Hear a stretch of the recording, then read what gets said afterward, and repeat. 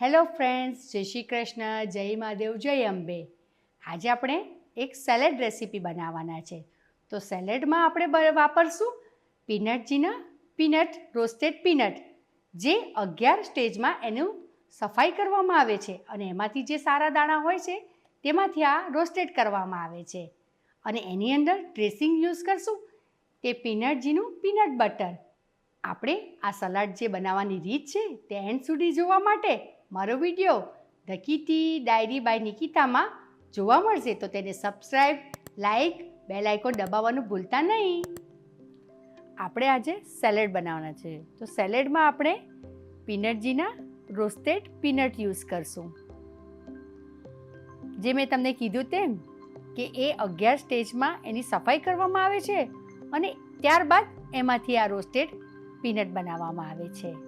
અને ટેસ્ટમાં તો એટલા ક્રન્ચી ને ખૂબ સરસ હોય છે.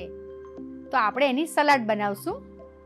સેલેડમાં આપણે ડ્રેસિંગ બનાવશું. તો ડ્રેસિંગ આપણે યુઝ કરવાના છે પીનટજીનું ક્લાસિક પીનટ બટર. ખૂબ જ સરસ ટેસ્ટ છે એનો. તો ચાલો આપણે સેલેડના ઇન્ગ્રીડિયન્ટ્સ પણ જોઈ લઈએ. તો એમાં છે આપણો yellow capsicum, red capsicum, purple cabbage, green capsicum, cucumber અને આપણા પીનટજીના રોસ્ટેડ પીનટ અને હની. સૌપ્રથમ આપણે નાખશું આપણા કકુંબર.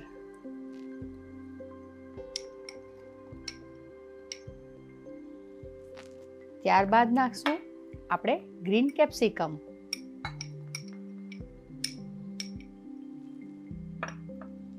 ત્યારબાદ આપણું પર્પલ કબીચ. ખૂબ સરસ કલર કોમ્બિનેશન થઈ રહેલું છે સેલેડમાં અને બધા હેલ્ધી. રેડ કેપ્સિકમ અને યલો કેપ્સિકમ.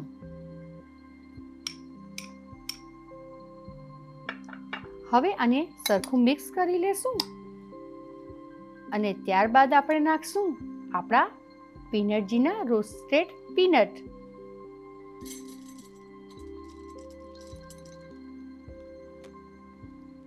અને આપણું મધ, તે ટેસ્ટને અકોર્ડિંગ નાખવાનું છે.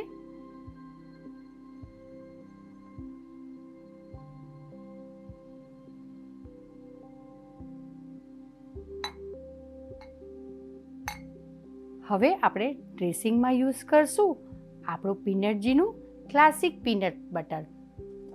તેનાથી આપણી સેલેડ ખૂબ જ સરસ ટેસ્ટમાં લાગશે. હું અહીં 1 થી 2 ચમચી નાખું છું. તમારે તમારા ટેસ્ટને અકોર્ડિંગ નાખવાનું છે. હવે એને સરખી રીતે આપણે આ રીતે મિક્સ કરી લેશું. તો આપણું જે પીનટજી ક્લાસિક પીનટ બટર છે તે સેલેડમાં સરખી રીતે મિક્સ થઈ જાય.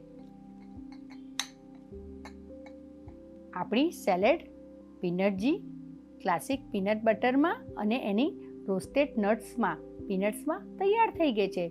એના રોસ્ટેડ પીનટ્સ પણ ખૂબ સરસ છે અને એનું ક્લાસિક પીનટ બટર પણ ખૂબ સરસ છે. તો જરૂરથી તમે પીનટજીની ફ્રેન્ચાઇઝી જ્યાં હોય તો ત્યાંથી બાય કરો અને જાતે બનાવીને એનો અનુભવ કરો. હવે આપણે આપણી જે સેલેડ છે એને મધથી ગાર્નિશ કરી લેશું.